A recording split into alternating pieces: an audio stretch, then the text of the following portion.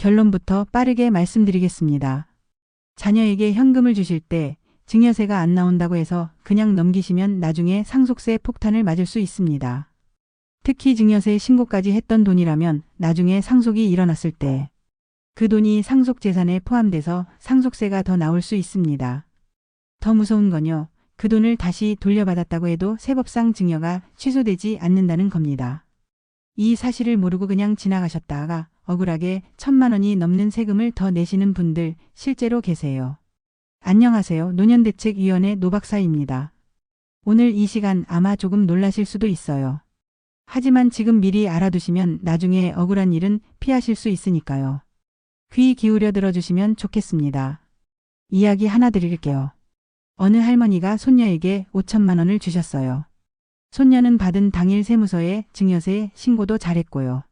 그런데 며칠 지나서 다시 그 돈을 돌려받으셨대요. 마음이 바뀌었어. 그냥 다시 줄래 하고 말이죠. 그럼 이제 끝난 거 아니냐고요? 아닙니다. 몇 년 뒤 그 할머니가 돌아가시고 나서 상속세를 계산할 때 세무서는 그 돈을 다시 상속재산으로 포함시켜버렸어요. 왜냐고요? 현금은 다시 돌려받아도 법적으로 증여 취소가 안 되거든요.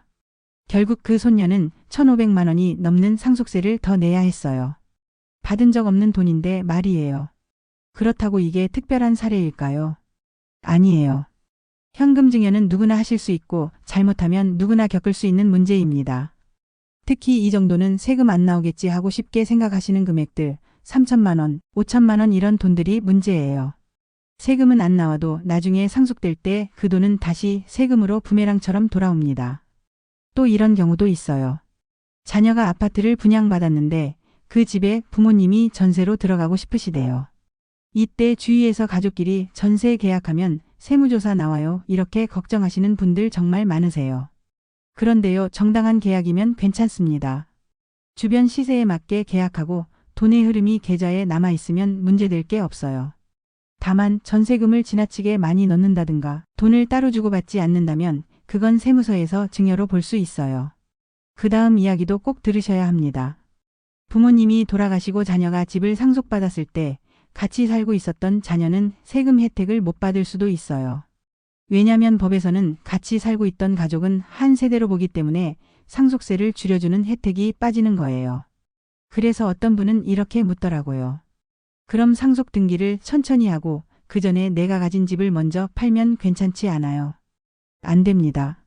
상속은 등기를 언제 하느냐가 아니라 돌아가신 날 기준으로 효력이 생겨요. 즉 등기를 늦춰도 이미 상속은 시작된 거고 그 주택은 내 재산이 되어버린 거예요. 그래서 세금도 그 기준으로 계산됩니다. 지금까지 들으시면서 이런 건 미리 알려줬으면 안 그랬을 텐데 이런 생각 드시죠? 저도 현장에서 그런 얘기를 수없이 들었어요. 특히 자녀에게 그냥 돈을 주셨다가 증여세는 안 냈는데 나중에 상속세로 수천만 원을 더 내게 되는 경우요. 이건 정말 흔하게 일어나는 일이에요. 절대 남의 일 아닙니다. 그래서 제가 드리고 싶은 말씀은 딱 하나예요. 현금 증여는 아무리 작은 금액이라도 아무리 세금이 안 나온다 해도 꼭 전문가와 상의하시고 신중하게 하셔야 한다는 겁니다. 그때는 아무렇지도 않았던 일이 나중에 자녀에게 큰 짐이 될 수도 있어요. 제가 오늘 말씀드린 내용은 어렵고 멀게 느껴지실 수 있지만 사실은 우리 가족 모두에게 바로 닥칠 수 있는 현실이에요. 이제는 아셨으니 손해보는 일 없도록 잘 준비하셨으면 좋겠습니다. 저는 언제나 여러분 곁에서 도와드릴 준비가 되어 있습니다.